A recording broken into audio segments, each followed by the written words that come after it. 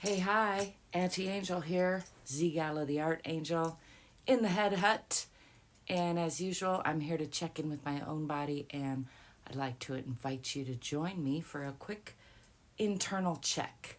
I've been doing a lot more meditation and breath work and focusing on heart coherence lately.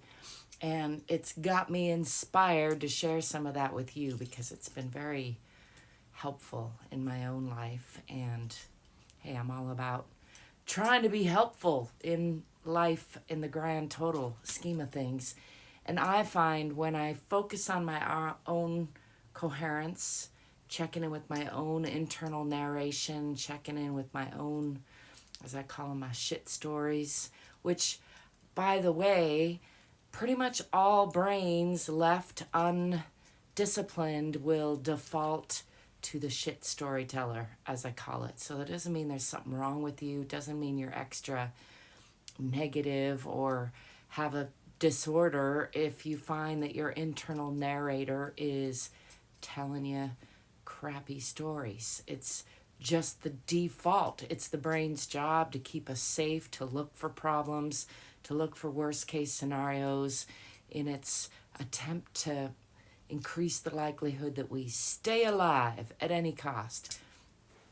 That said, it also doesn't have to be the default, and left unattended, it will tend to spiral into more and more and more negative situation stories. So if you notice that your internal narrator is telling you shitty stories, one of the best things you can do is spend time training it to shift to better stories, or at least to start checking in with those stories and letting the brain know if it's something that's real, there's a real situation, then figure out what you can do about it to improve the situation or to withstand it, to cope with it, to survive it, and then move forward. If it's not a true story, which I will say 90% of the stories that our brains come up with in our modern age are actually not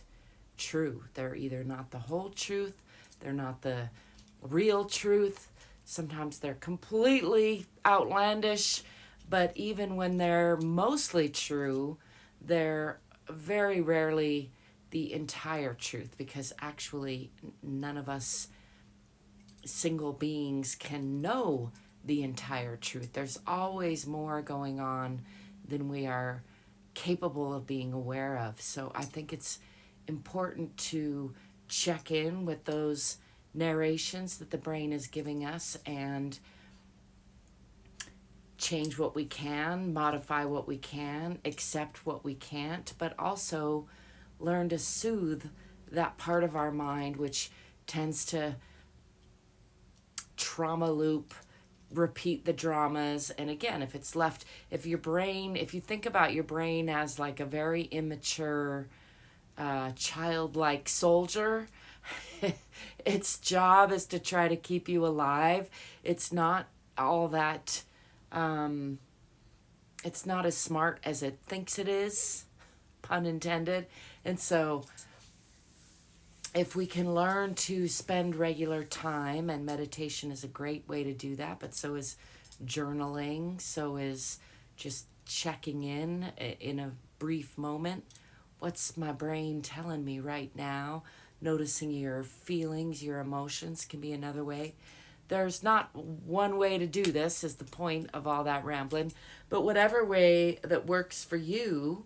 And if you don't know what way works for you, I recommend just trying something and seeing if it works for you, and giving it a little bit of practice, looking into what other people are using, trying on whatever methods resonate for you and sound like they would fit well for you, and then see. I like to take notes and chart things because that works well for me and helps soothe that part of my brain that's always looking for solutions, problems.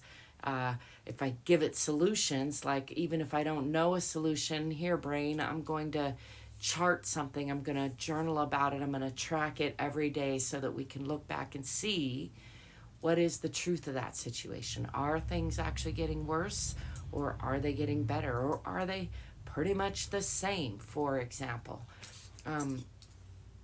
So one of the first steps, if you've got, especially if you have a repeating type of thought, whether it's the same exact thought or in a family of similar thoughts, a popular one that I tend to have and many people have is something to the effect of, nobody likes me, I'm not lovable, I'm not worthy of love, I'm not enough. That kind of train of thought is often the result of allowing ourselves to care a lot about what other people do and say, again, without having the whole picture.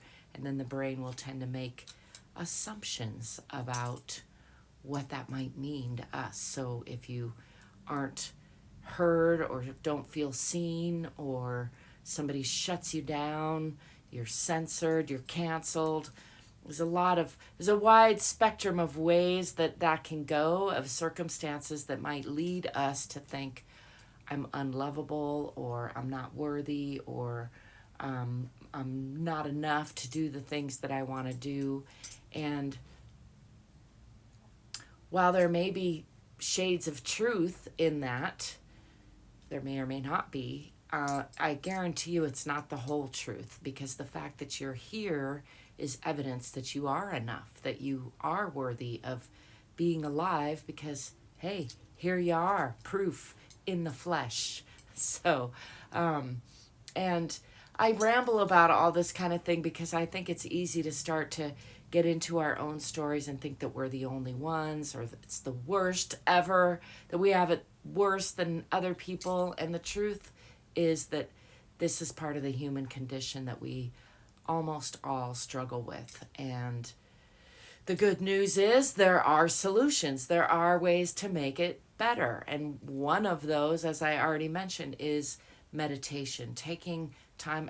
I think of it like brushing your teeth. It's like taking care of your oral hygiene is a way to have healthier teeth. And taking care of your mental and emotional hygiene is a way to have better stories playing in your head, and a better frame of mind, and a better emotional state.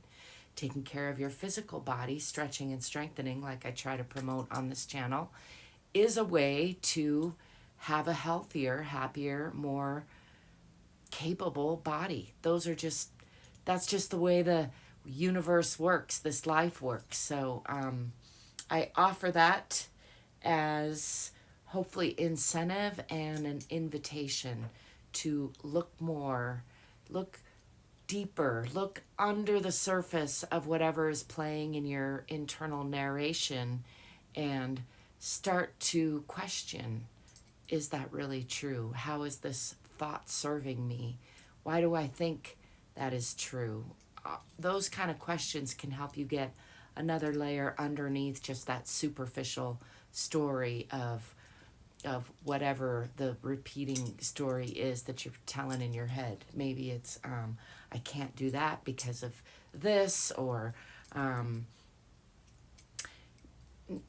very popular one is that I'm always doing more for others than they're doing for me. And if you really look into that, you will find that either it's entirely not true and others are doing for you, or perhaps you are choosing to do for others in the hope that they will do for you, setting yourself up for that kind of story framework where you can feel victimized and feel like life isn't fair, and then sort of justify your own self-defeating behaviors, whether that's overeating, over-consuming, drinking a lot, watching a lot of television, not stepping up to your positive potential, which is actually way scarier than feeling held down in your lowest potential, in my experience. I'd love to know your thoughts on that ramble. I'm going to wrap it up here because I could go on and on. I'll mention I am going on and on in my upcoming book called The Shift. I've been working on it for 3 years now, and I'm excited because I'm actually getting close to designing the cover and publishing it. So closer than I've been so far. But in that, I'm breaking down tools that have worked for me, tools that I've seen work for other people. And so part of this ramble is inspired by that work. And if you're interested, you should be able to find a link to that in the description, and or at least you will find my email if you want to sign up for my mailing list. And I encourage you to like and subscribe to this channel so that you can hear my ramblings more frequently. Above and beyond all else, I hope that you will remember that you are enough exactly as you are. You are worthy of your own unconditional love. And also, you can probably do more than you think, more than you're doing. Not in the sense necessarily of more things and stuff and busy work, but higher level work. So, talking to you because I'm talking to me, and I believe that's true. I hope you will stay curious, stay courageous, and get more fit so you can be more free. And I'll be talking to you soon. Ciao for now. Peace.